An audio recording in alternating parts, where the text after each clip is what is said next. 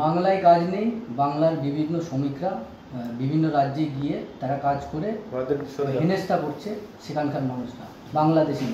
কি বলবো, এতদিন বাংলা শ্রমিকরা ভিন্ন রাজ্যে কাজ করতে গেলে দেখেছি আমরা তাদেরকে বাংলাদেশি বলে সাধারণ মানুষ তাদের উপরে আক্রমণ নামিয়ে আসতো, মারধর করতো, কাগজপত্র চেক করতে দেখছিলাম। ইদানিংকালে দেখছি আরো ভয়ঙ্করভাবে রাষ্ট্রীয়ভাবে সরকারিভাবে তাদের উপর দমনপীড়ন হচ্ছে।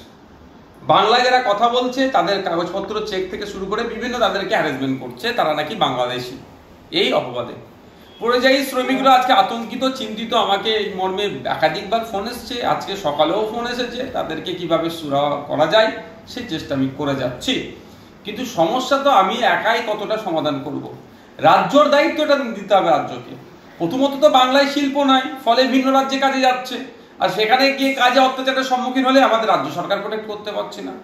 আমি তো এই কদিন আগে লেবার ডিপার্টমেন্টে গিয়ে এই পরিযায়ী শ্রমিকদের মালদা, মুর্শিদাবাদ, দিনাজপুর এবং আমাদের এই হুগলি, হাওড়া, বিশেষ করে ক্যানিং এর প্রচুর শ্রমিকরা ভিন্ন রাজ্যে আছে।